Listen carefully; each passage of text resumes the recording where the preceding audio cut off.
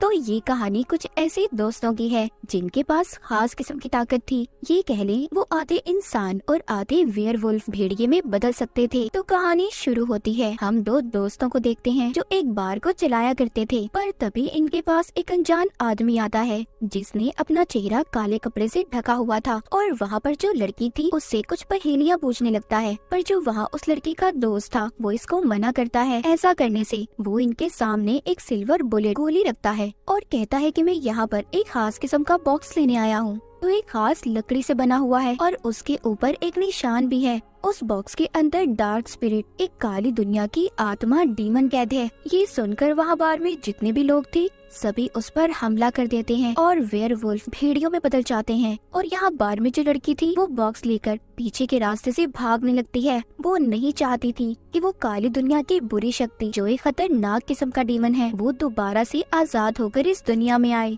लेकिन यहाँ पर ये अनजान आदमी उस लड़की पर भी गोली चलाने की कोशिश करता है। वो उस लड़की के दोस्त पर भी हमला करता है, उसको भी जख्मी कर देता है। अब वो अनजान आदमी वो बॉक्स लेकर उसमें जो डेमन था उसको आजाद कर देता है, जो एक मक्खी की शक्ल में अब आजाद हो चुका था दुनिया में तबाह बर्बादी फैलाने के लिए। इसके बाद हमें दूसरे शहर का सीन दिखाया जाता है जहाँ पर एक बिल्डिंग पूरी तरह से तबाह बर्बाद हो चुकी थी। उस बिल्डिंग में एक छोटी बच्ची और उसका डॉग फंसे हुए थे। वो डॉग सब पर भौंक रहा था, सबको काटने की कोशिश कर रहा था। तभी वहाँ पर जो पुलिस ऑफिसर था वो एक आदमी को बुलाता है जिसका नाम स्कॉट था। उसका एनिमल शेल्टर था, उसने भी बहुत सारे जानवर रखे हुए थे, इसलिए वो वहाँ पर उस बच्ची और डॉग को बचा लेता है अपनी पावर्स ताकत को इस्तेमाल करते हुए। और यहाँ पर हमें पता चलता है कि स्कॉट भी एक वेयरवुल्फ था, एक भेड़िया, पर वो वहाँ पर उस बच्ची को बचाते हुए बहुत ज्यादा अकेला महसूस कर रहा था। और ये बात वो अपने साथी को भी बताने की कोशिश करता है। पर तभी वहाँ गेट के पास उसको एक लड़की नजर आती है जो बिल्कुल उसकी दोस्त के जैसी थी,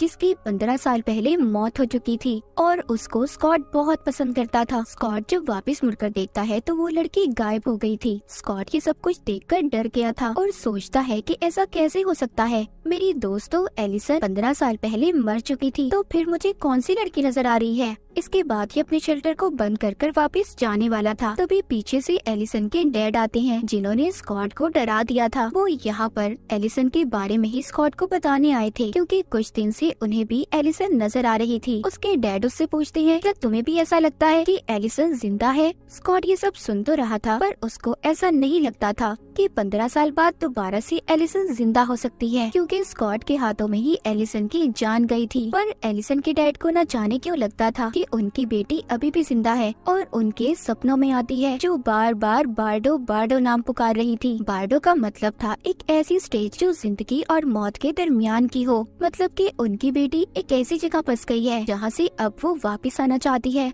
और एक रिचुअल, एक जादू से वो उसको वापस लाने की कोशिश कर सकते हैं। यहाँ पर कोई भी इस काम को करना तो नहीं चाहता था, पर हाँ वो कहते हैं कि हम कोशिश कर सकते हैं। अब ये सब फैसला करते हैं कि ये उस जगह पर जाएंगे जहाँ पर एलिसन की मौत हुई थी। स्कॉट अब बाकी के दोस्तों को भी बुलाने वाला था ताकि ये सबकी मदद ले सके एलिसन को वापस से जिंदा करने के लिए। इसके बाद हमें स्कॉट की एक और दोस्त दिखाई जाती है जिसका नाम लेडिया था। वो भी अपने ख्यालों में एलिसन को देख रही थी। उसको भी ऐसा लग रहा था कि कहीं न कहीं एलिसन उस तक पहुंचना चाहती है। जैसे कि हमें पता है ये सभी दोस्त वेयरवुल्फ हैं। लेडिया के पास एक खास किस्म की ताकत थी, वो अपने ख्यालों में जो भी देखती थी वो सच हो जाता था। उसके पास एक खास किस्म की स्क्रीमिंग पावर थी, वो चीख सकती थी। वो भी दोबारा से स्कॉट के पास जाना चाहती थी। उसको भी ऐसा लग रहा था कि एलिसन जिंदा है। इसके बाद कहानी में हम एक लड़के को देखते हैं जो जीप्स को चलाकर टाउन में चलाया करता था, जिसके डैड एक इन्वेस्टिगेशन ऑफिसर थे जिसका नाम डेरिक था और ये भी स्कॉट का दोस्त ही था। उसका बेटा हमेशा इसे तंग करता रहता था। अब इस बात के बारे में ऑफिसर डेरिक को नहीं बताता क्योंकि वो जानता था कि उसका बेटा उसे जानबूझकर तंग करता है।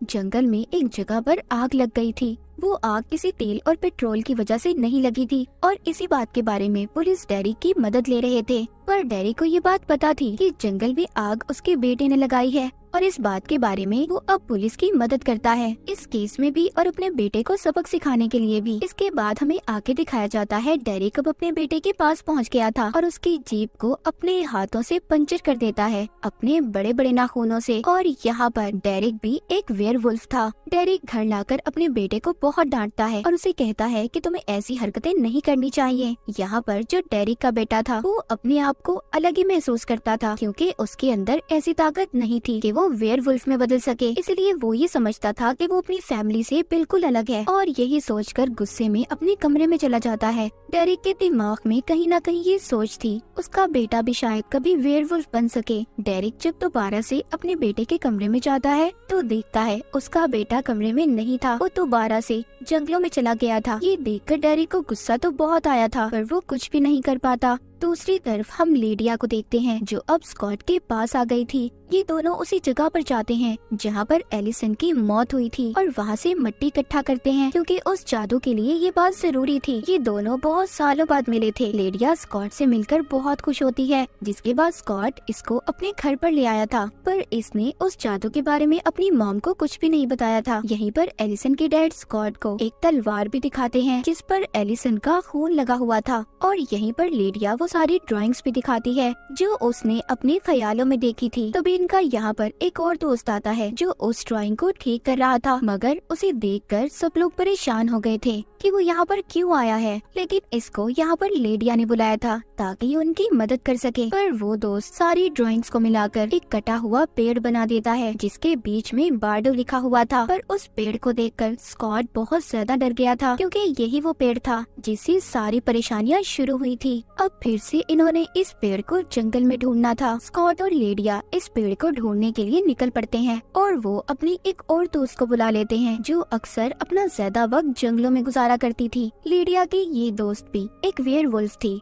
वो पहले जो भेड़िया बनी हुई थी फिर इंसान में बदलकर जब लिडिया की कॉल सुनती है, जिसके बाद वो जंगल में चली गई थी उनकी मदद करने के लिए। लिडिया अपनी दोस्त से मिलकर बहुत खुश थी, जिसके बाद वो जंगल में उस पेड़ को ढूंढने लगते हैं। सभी यही चाहते थे कि एलिसन वापिस से दोबारा जिंदा हो जाए। जब ये यहाँ पर उस कटे हुए पेड़ को ढूंढ रहे थे तभी स्कॉट को यहाँ पर महसूस होता है कि शायद उनका कोई पीछा कर रहा है, और जब स्कॉट देखता है तो यहाँ पर डेरिक का बेटा था जो अब तक इनका पीछा कर रहा था। डेरिक के बेटे के बारे में लिडिया की दोस्त जानती थी। वो बताती है कि ये अक्सर यहाँ पर जंगलों में घूमता रहता है और इसको जंगल का एक एक रास्ता मालूम है और इसी को उस कटे हुए पेड़ के बारे में भी पता होगा। ये हमारी मदद कर सकता है। अब डेरिक के बेटे की मदद लेकर ये उस कटे हुए पेड़ को ढूंढने लगते हैं। वो कटा हुआ पेड़ मिल चुका था कि अब सभी दोस्त मिलकर उस पर जादू करने वाले थे। जो उनके पास मिट्टी थी और वो तलवार, पर यहाँ पर वो डेरिक के बेटे को जाने का कहते हैं क्योंकि वो इस जादू में उसे शामिल नहीं करना चाहते थे, और जाते हुए उसे ये भी कहते हैं कि ये बात तुम अपने डैड को बिल्कुल भी नहीं बताओगे। यहाँ पर जैसे ही ये लोग अपना जादू शुरू करते हैं वो तलवार हवा में उड़कर उस पेड़ के अंदर चली जाती है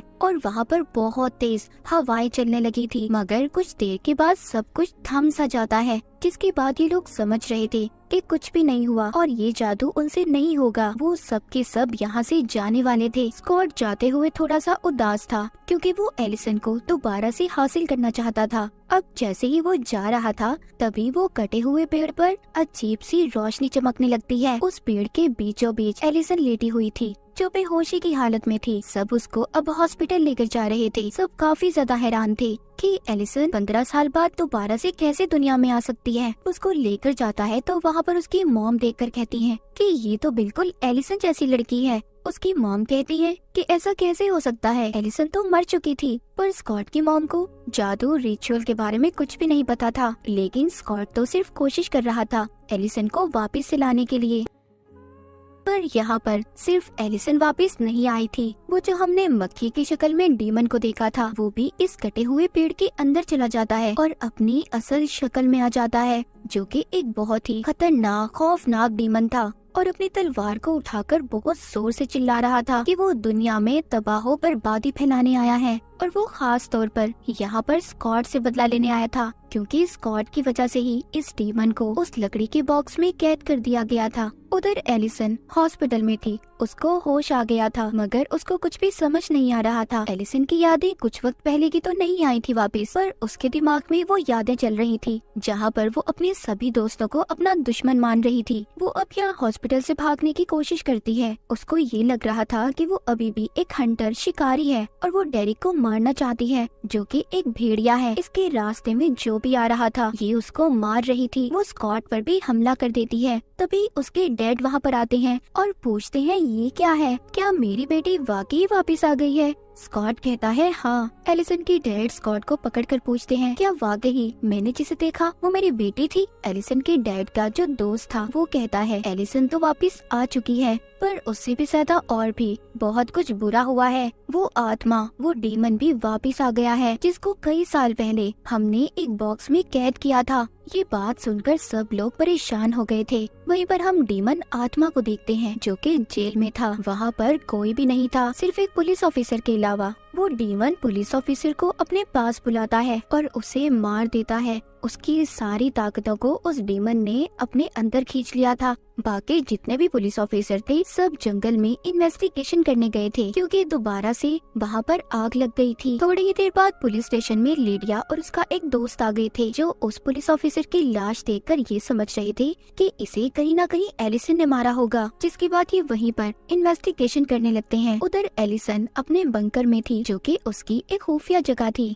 वो वहाँ पर अपने सारे हथियारों को इकट्ठा कर रही थी, लेकिन तभी उसको वहाँ पर एक आवाज सुनाई देती है, उसी डीमन की, जो उसको अपने काबू में करने की कोशिश कर रहा था। वो डीमन एलिसन के दिमाग में ये डाल रहा था कि स्कॉट और डेरिक ने तुम्हारी सारी फैमिली को मार दिया है, और उसकी माँ का रूप लेकर उसे इन सब बातों में उलझाने की कोशिश कर रहा था। एलिसन कहीं न कहीं ये जानती थी कि उसकी माँ की मौत हो चुकी है, पर फिर भी वो उस डीमन की बातों में आ जाती है और स्कॉट और डेरिक को मारने के लिए तैयार थी। अब एलिसन यहाँ पर डेरिक का पीछा करते हुए स्कूल तक आ गई थी, जहाँ पर स्कूल में एक मैच हो रहा था और डेरिक कोच से बात करने के लिए आया था। कोच यहाँ पर सब बच्चों को डांट रहा था और सबसे ये कह रहा था कि प्लीज प्रैक्टिस करो, मुझे जीत चाहिए। डेरिक यहाँ पर कोच से ये कहने आया था कि उसके बेटे को भी खेलने का मौका दें। कोच ये तो नहीं जानता था कि डेरिक कौन है और उसका बेटा कौन है, पर फिर भी कोच मान जाता है और कहता है मैं तुम्हारे बेटे को सिर्फ 4 मिनट ही दूंगा खेलने के लिए। पर इसी प्रैक्टिस के दौरान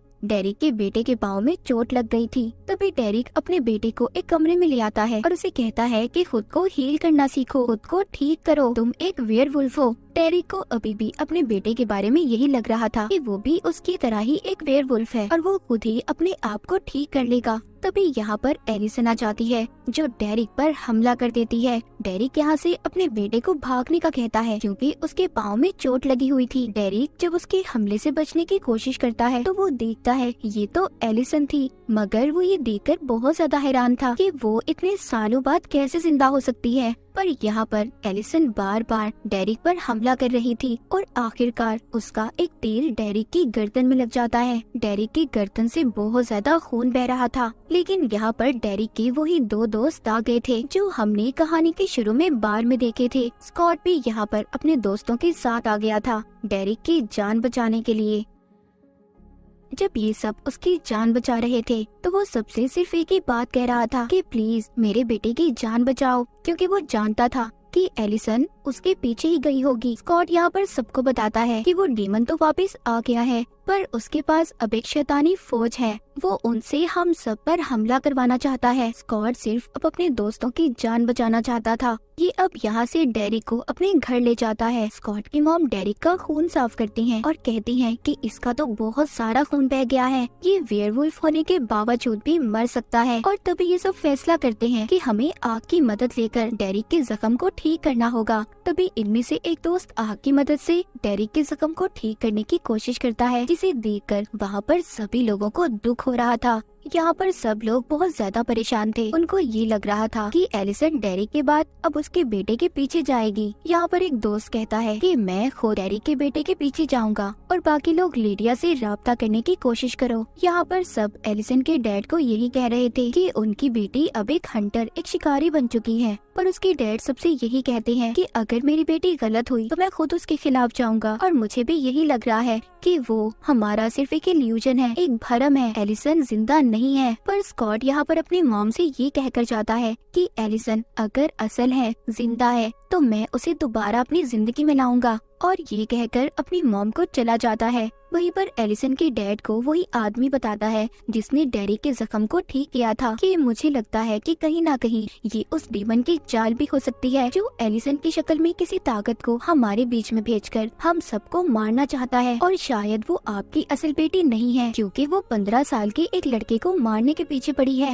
ये सब बातें सुनकर एलिसन के डैड कहते हैं कि अगर मेरी बेटी असल नहीं है तो मैं खुद उसके खिलाफ जाऊंगा और मैं किसी बच्चे को ऐसे मरने नहीं दे सकता। उधर जंगल में दिखाया जाता है जहाँ पर पुलिस ऑफिसर्स इन्वेस्टिगेशन कर रहे थे। वहीं पर उस डीमन की शैतानी फौज हमला कर देती है और सबको वहाँ से एक एक करके गायब कर रहे थे। तभी वहाँ पर जो इन सब के बीच में एक ऑफिसर था, वो भी एक वेयरवुल्फ था, उसके पास भी आग की ताकत थी। वो वहाँ पर सबको अपने दोस्तों को बचाने की कोशिश कर रहा था। उधर एलिसन डेरिक के बेटे के पीछे थी जो अब अपनी गाड़ियों की दुकान में आ गया था। तभी वहाँ पर 2 गाड़ियों में बहुत ही बड़ा धमाका होता है और ये सब एलिसन ही कर रही थी डेरिक के बेटे को मारने के लिए। यहाँ पर डेरिक का बेटा अपने आप को बचाने की भी कोशिश कर रहा था पर वो बेचारा नाकाम रहता है। लेकिन तब तक वहाँ पर स्कॉट आ जाता है जो अब खुद एलिसन के हाथों से मरना चाहता था। वो तैयार था, वो खास किस्म का तीर खाने के लिए, भेड़ियों को मारने के लिए इस्तेमाल होता है। वो वहाँ पर साथ साथ डेरिक के बेटे को भी बचा रहा था और एलिसन को भी समझाने की कोशिश करता है कि देखो तुम जो कर रही हो गलत है, ये तुम कोई शिकारी नहीं हो। इन सब में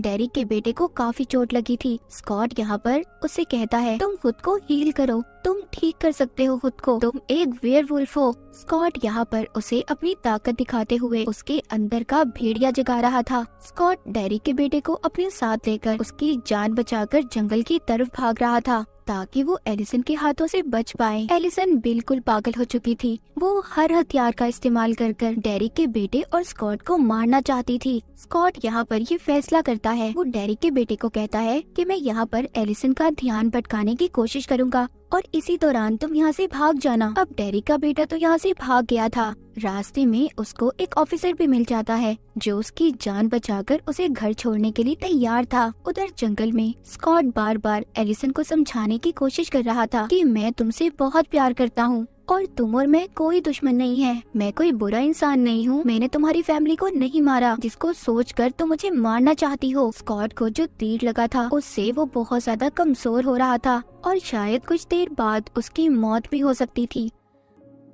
वहीं पर रास्ते में स्कॉट के दोस्त जो उसको बचाने आ रहे थे उन पर वो शैतानी फौज हमला कर देती है। अब एक एक कर स्कॉट के सभी दोस्त गायब हो रहे थे। यहाँ पर सिर्फ स्कॉट की एक दोस्त बच पाई थी। उधर स्कॉट जंगल में बहुत बुरी हालत में था, सुबह भी हो चुकी थी। एलिसन ने अभी भी हार नहीं मानी थी, वो स्कॉट पर लगातार हमले कर रही थी। स्कॉट खुद को जानबूझकर चाकू मरवा देता है और कहता है देखो अब तो मैं मरने वाला हूँ, अब तो मेरी बात सुन लो। वो अब भी एलिसन को समझाने की कोशिश कर रहा था, कहता है देखो मेरी बात को समझो, ना तुमने किसी को मारा है और ना मैंने किसी को मारा है। वो उसको याद करवाता है हमारा तो ये मिशन था कि हम उन लोगों के लिए लड़ेंगे जो खुद से नहीं लड़ सकते। हम देखते हैं एलिसन उसको एक जगह पर ले आई थी जहाँ पर अब कुछ घंटों बाद ही स्कॉट की मौत होने वाली थी क्योंकि उसकी हालत बहुत ज्यादा खराब हो चुकी थी। एलिसन को यहाँ पर अब याद आने लगा था कि कहीं ना कहीं उसकी यादों में स्कॉट शामिल था और बाकी सारे दोस्त भी उसको स्कॉट की मदद करनी चाहिए। और अब वो आग का इस्तेमाल करके स्कॉट की जान बचा लेती है। उसके जख्मों को उसने आग से ठीक कर दिया था। वहीं पर एलिसन के डैड स्कॉट स्कॉट की मॉम और बाकी लोग भी उनका पीछा करते हुए आ गए थे जहाँ पर एलिसन स्कॉट को लेकर आई थी।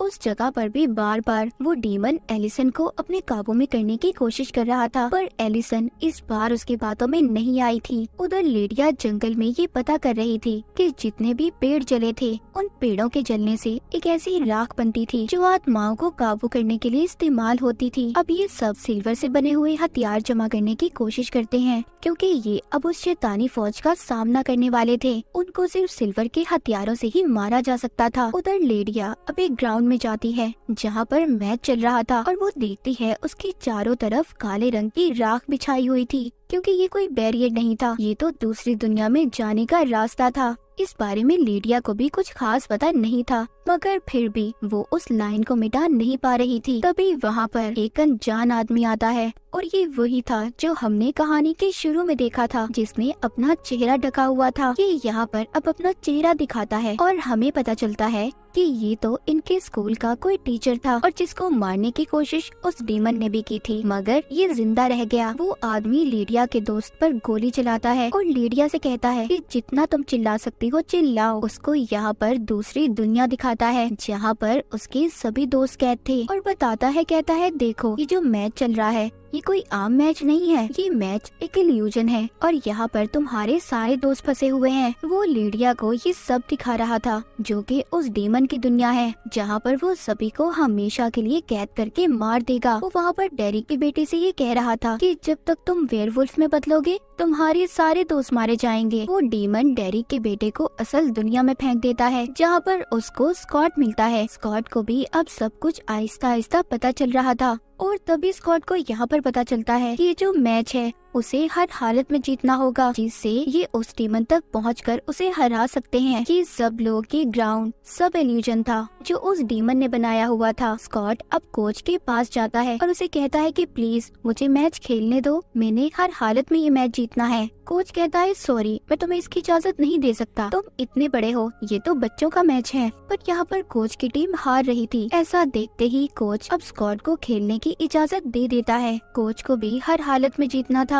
चाहे वो बेईमानी करके ही क्यों न जीतता। स्कॉट और डेरिक के बेटे ने इस मैच को जीत लिया था। वहीं पर एलिसन भी आ गई थी जो अपने डैड से मिलना चाहती थी, लेकिन यहाँ पर उसका एक दोस्त उसका गला पकड़ लेता है। उसको अभी भी लग रहा था कि एलिसन कोई असल नहीं है, एक भरम है जो उस डीमन ने पैदा किया है, मगर एलिसन के डैड उसको ऐसा करने से रोक रहे थे। वो उसकी तरफ एक चाकू फेंकते हैं। वो चाकू एक खास किस्म का था जिससे भेड़ियों को कंट्रोल किया जाता था। अब एलिसन अपने डैड के पास आती है, वो अपने डैड के गले लगती है। उसके डैड ये समझ गए थे कि एलिसन उनकी असल बेटी है।